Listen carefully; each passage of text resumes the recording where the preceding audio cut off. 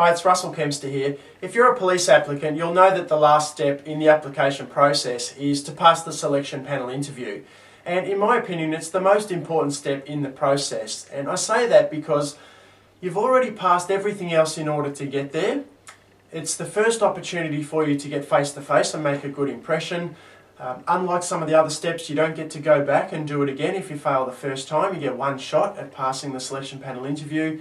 And the big thing for me is that the performance that you give at the selection panel interview is going to determine 50% of what becomes your end score as a police applicant. And of course that end score or overall score is critically important because it will determine your position on the order of merit.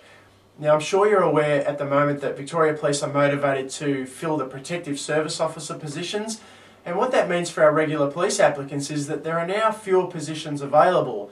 There's only so many people you can put into the academy at any one time for training. So for the regular police applicants, the process has now become a little bit more competitive because of those fewer positions up for grabs. So only those applicants at the top of the list have really got a good chance of getting some of those positions. Now, you should already be doing some research to prepare for the selection panel interview. There's lots of information out there that's made available. You need to be looking at Recruiting's Facebook page, you need to be looking at Recruiting's website, talking to current serving members, doing all the research that you can to gather in as much information about what you're in for as you can. Now, of course, there's some critical documents that you need to know about. You should already have a copy of the capability profile and key performance indicator documents. There's some other documents and information that's important, and you need to get hold of all of that and start sorting through it. And I guess that's where this course is going to be helpful for police applicants. It's going to save you a lot of time and a lot of grief because I've already done all of that research very extensively and have pulled that into this course. And I'm taking the 12 years experience that I have as a police officer with Victoria Police and the 4 years that I spent at the academy as an instructor to bring that experience together with the researched information to formulate a step-by-step process to help police applicants prepare themselves. It's a little bit like having all the jigsaw pieces, but what we do is we bring it all together so that you can see the clear picture.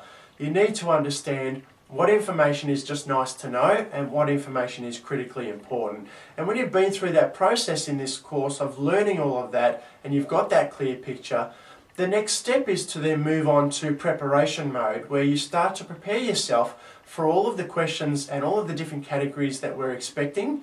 And we've got some highly relevant practice questions for you to work with. But not only am I going to give you some of those practice questions, but I'm going to share some of the good and the bad and the ugly as in terms of the answers that you might want to consider when you're addressing each of those questions. Of course, there's the behavioural-based evidence type questioning. There's some more direct questioning about what you think your strengths and weaknesses are. What do you think the public might expect from police officers? You know, there's those sorts of things. Why do you want to join the police force? So there's a whole series of different type of questioning, and there's different types of categories of information. So it's about having a clear process to go through to learn what you need to know, put it all into perspective, and then start on the formula that we use with our clients to help them start actually preparing all of that information, using the best and most relevant life experiences to help address some of the key performance indicators, for example, and using a checklist to determine the best examples to fit that particular criteria that the panel members will be using to assess your performance and your answers. And so it's a real process of learning and then preparing. Once you've finished the preparation, you're in a very good position then to be able to go off and face the selection panel interview with some confidence and with a step-by-step formula to use whilst you're sitting in there answering those questions. Now, when you've completed that, you may then want to think about coming along and doing a face-to-face session with me where we can sit down together and take what you've learned and have a look at what you've prepared and then actually go through and do a practice selection panel interview. And we videotape that session, we do a little debrief afterwards, and we pick apart your performance and try and polish it the best we possibly can to give you the best chance of performing well at that selection panel interview. You've come so far when you get to that point that we really need to finish it off and finishing it off well.